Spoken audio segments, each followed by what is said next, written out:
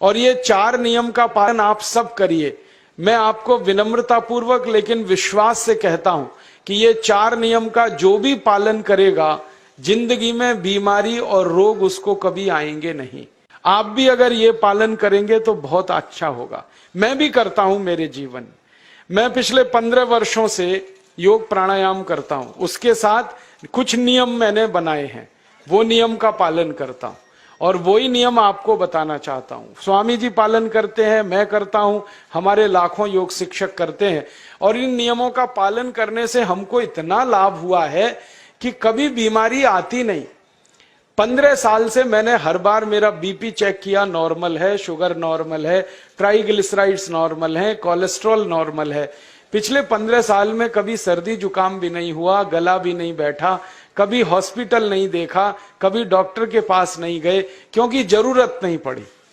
और वो जरूरत नहीं पड़ी क्योंकि हम निरोगी हैं, स्वस्थ हैं। ये निरोगी और स्वस्थ होने के लिए आयुर्वेद की एक छोटी सी जानकारी आपसे मैं शेयर करना चाहता हूं।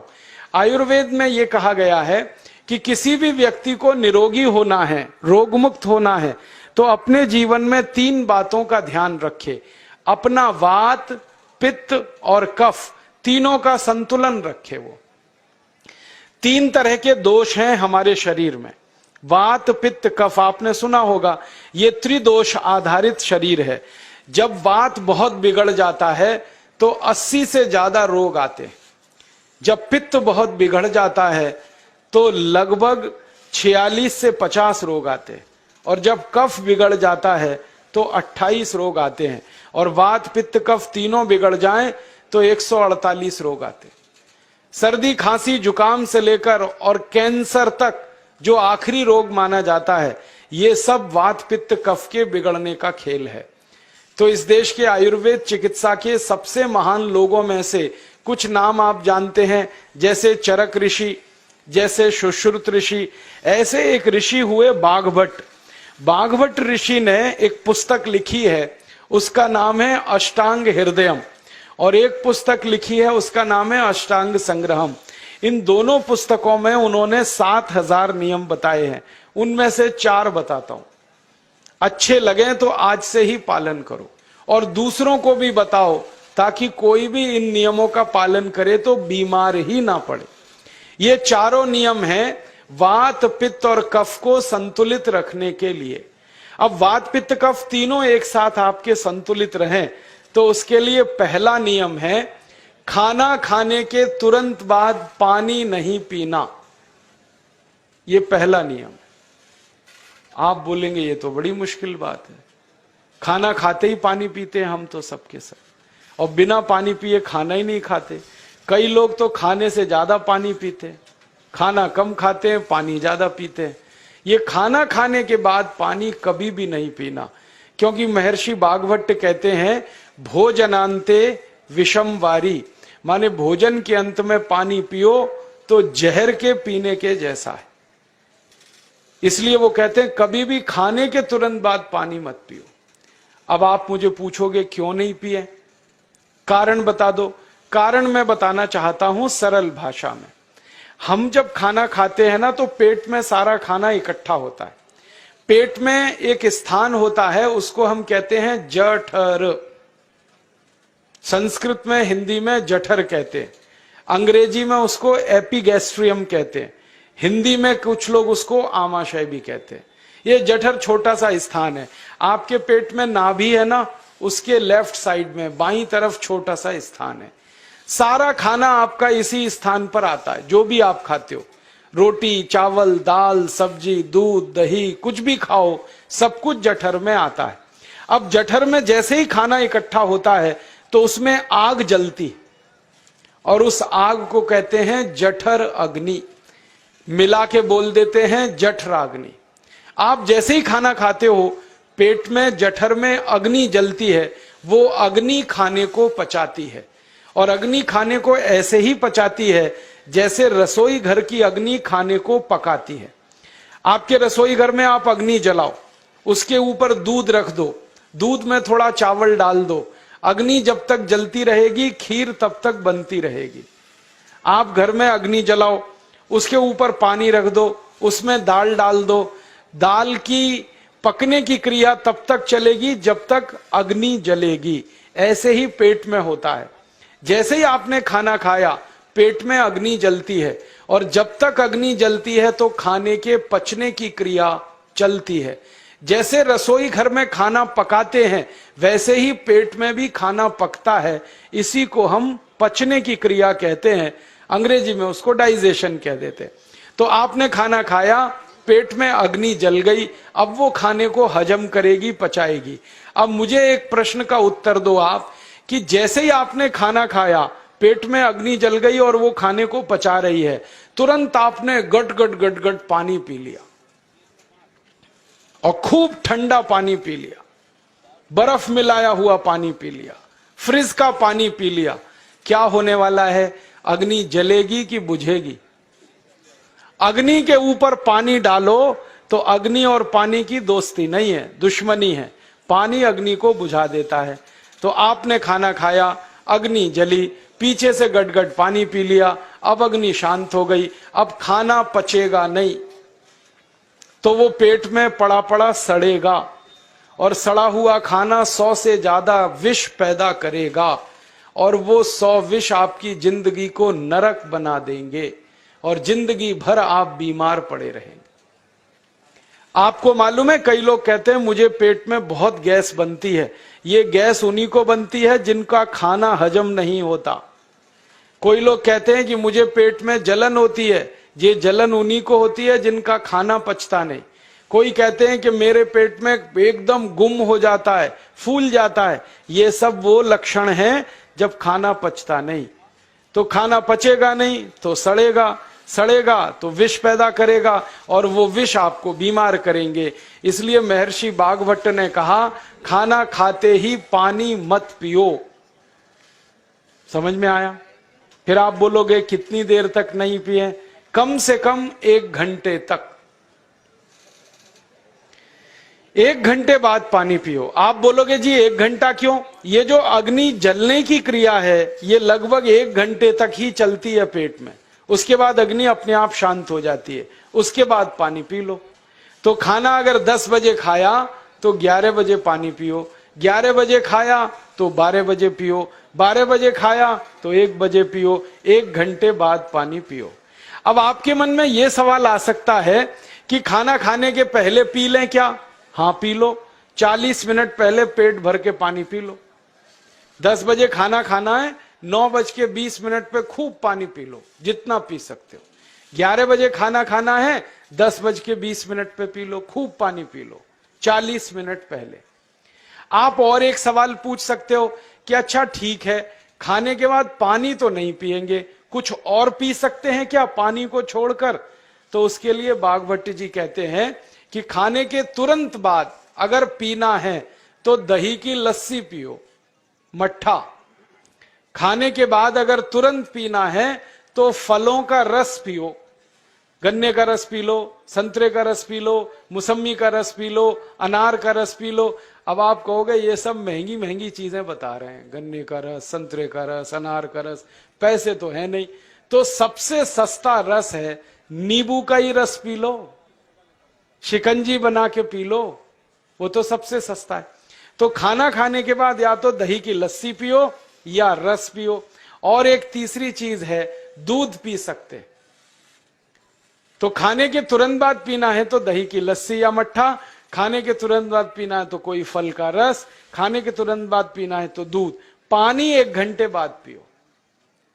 और अगर एक बात ध्यान रखो तो अच्छा है कि सवेरे खाना खाते हैं जिसको हम ब्रेकफास्ट कहते हैं, नाश्ता, तो फलों का रस पीना अच्छा, दोपहर को खाना खाएं तो लस्सी और मट्ठा पीना अच्छा, और रात का खाना खाएं तो दूध पीना अच्छा।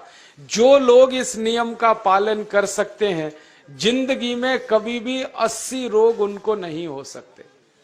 वात पित्त कफ तीनों ही इस एक छोटे से नियम से संतुलित रहते हैं। तो ये पहला नियम मैंने आपसे कहा। दूसरा नियम एक और है, और वो नियम ये है कि पानी कभी भी पियो, घूट घूट भर के पियो।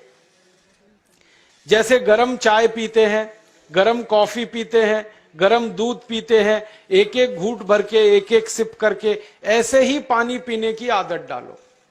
ये मुंह में एक बार गिलास लगा लिया, गटागट उसको खाली कर दिया, ये तरीका गड़बड़ है। एक घूंट पानी, दो घूंट पानी एक बार में उतना ही पियो। आप बोलोगे ये क्या चक्कर है? बात ऐसी है कि एक एक घूंट पानी जब हम पीते हैं तो मुंह की लार पानी के साथ मिलकर पेट में अंदर जाती है, और ये जो मुंह की लार होती है ये क्षारीय होती है और पेट में हमेशा अम्ल बनता रहता है। तो एक घूंट पानी पिया, मुंह की लार इसके साथ अंदर गई, दो घूंट पिया और ज्यादा गई, बार बार लार अंदर जाएगी तो क्षार पदार्थ पेट के अम्ल के साथ मिलेगा। पेट में अम्ल बनता है, मुंह में लार क्षारीय होती है। तो ये क्षार को अम्ल में मिला दिया जाए और ये अच्छे तरीके से मिलकर पेट में जाए तो कभी भी कोई व्यक्ति के पेट को अम्लता नहीं होती, एसिडिटी नहीं होती। और पेट में अम्लता नहीं होती तो रक्त में अम्लता नहीं होती, और जिनके रक्त में अम्लता नहीं होती उनकी जिंदगी में कभी भी वात पित्त कफ के असंतुलन की स्थिति पैदा नहीं होती। इसलिए पानी घूट घूट करके पीना। मैं आपको एक छोटा सा मेरा ऑब्जर्वेशन बताता हूं, परीक्षण। आप भारत देश में या दुनिया में कहीं भी जाओ, मनुष्य को छोड़कर पशु पक्षियों को देखना शुरू करो, वो पानी कैसे पीते। किसी चिड़िया को पानी पीते हुए देखो, किसी पक्षी को पानी पीते हुए देखो, वो चोंच के एक बूंद ही के बराबर ही पानी उठाता है। एक बार में एक बूंद पानी लेगा, फिर थोड़ी देर चोंच चलाएगा, फिर पिएगा, फिर दूसरी बूंद लेगा, फिर चोंच चलाएगा, फिर पिएगा, फिर तीसरी बूंद। एक एक बूंद पक्षी पानी पीता है। कुत्ते को पानी पीते हुए देखो, चाट चाट के पानी पीता है। शेर को पानी पीते हुए देखो, चाट चाट के पानी पीता है। जितने जानवर चाट कर पानी पीते हैं, जितने पक्षी एक एक घूंट पानी पीते हैं, किसी भी पक्षी और किसी भी जानवर को डायबिटीज नहीं है, किसी को अर्थराइटिस नहीं है, कोई पक्षी ओवरवेट नहीं है, कोई पशु ओवरवेट नहीं है। वो सब स्लिम और ट्रिम हैं, क्योंकि वो इतने होशियार हैं कि पानी चाट के पीते हैं या घूट घूट करके पीते। अब मुझे ये हैरानी होती है कि ये पशु पक्षियों को कौन सिखाता है? वो अपने जन्म से ये ज्ञान सीख के आते। उनका कोई गुरु नहीं है, उनका कोई विद्यालय नहीं है, उनके कोई प्रशिक्षण शिविर नहीं लगते, फिर भी उनको इतनी अकल है कि पानी घूट घूट पीना। और हम ये मनुष्य जिनके इतने गुरु, इतने विद्यालय, इतने कॉलेज, सीखने वाले, सिखाने वाले, और हम मूर्खों के मूर्ख गटागट गटागट पानी पीते रहते। तो पानी पीने का तरीका बदल दो, घूट घूट भर के पानी पियो। ये दूसरा नियम है। तीसरा नियम है कि जिंदगी में कितनी भी प्यास लगे, ठंडा पानी कभी मत पियो। बर्फ डाला हुआ पानी, फ्रिज में रखा हुआ पानी, वाटर कूलर का पानी जिसका तापमान बहुत कम है, ये कभी मत पीना। क्यों? क्योंकि शरीर आपका गर्म है और पानी ठंडा है। अब होता क्या है वो मैं समझाता हूं सरल भाषा में। पेट तो गर्म है, अब इसमें ठंडा पानी डाल दिया आपने तो अंदर झगड़ा होता है। और झगड़ा क्या होता है?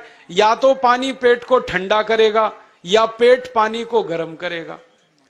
अगर पानी ने पेट को ठंडा कर दिया तो पेट के ठंडा होते ही हृदय ठंडा होता है, हृदय के ठंडा होते ही मस्तिष्क ठंडा होता है, मस्तिष्क के ठंडा होते ही आदमी ठंडा होता है, और आदमी ठंडा होते ही राम नाम सत्य होती है। आपको मालूम है, जब शरीर ठंडा पड़ जाता है तो घर में भी नहीं रखते, निकाल के बाहर सड़क पर रख देते। जो घर आपने बनाया अपनी मेहनत से, शरीर के ठंडा पड़ते ही निकाल बाहर करते हैं उस घर में से, और फिर चिल्लाने लगते हैं, लेके जाओ, जल्दी लेके जाओ, इसको जला के आओ। माने ठंडे शरीर की इज्जत नहीं है। तो ठंडा पानी क्यों पी रहे हो भाई? बंद कर दो। कोई जानवर ठंडा पानी नहीं पीता, कोई पक्षी नहीं पीता। तो आप ये ठंडा पानी पीना बंद करो, सादा पानी पीना शुरू करो। और गर्मी के दिनों में बहुत अगर आपको तकलीफ है तो मिट्टी के घड़े का पानी पी लेना, फ्रिज का और बर्फ का नहीं पीना। ये तीसरा नियम है। और चौथा और आखिरी नियम है कि आप सवेरे ही सवेरे जब सोकर उठते हो तो सबसे पहले पानी पियो। जैसे ही आपकी आंख खुल गई तो पहले 2-3 गिलास पानी पी लो, उसके बाद आप टॉयलेट में जाओ। उठते ही पानी पियोगे तो 2 फायदे हैं। पहला फायदा यह है कि पानी पेट में जाकर बड़ी आंत को साफ करता है, और जैसे ही बड़ी आंत की सफाई होगी पेट पे दबाव पड़ेगा और आप संडास घर में जाएंगे, 2-3 मिनट में पेट आपका साफ हो जाएगा। जिनका पेट सुबह एक बार में साफ हो जाता है उनकी जिंदगी में कभी रोग नहीं आता। इसलिए सुबह सुबह उठते ही पेट साफ होना जरूरी है। और उठते ही पानी पियोगे तो मुंह की जो लार है वो पानी के साथ मिलकर अंदर जाएगी। सुबह पेट में एसिड की मात्रा ज्यादा होती है, इसलिए लार का पेट में जाना बहुत जरूरी है। इसलिए सुबह उठते ही पानी पीना बहुत जरूरी है।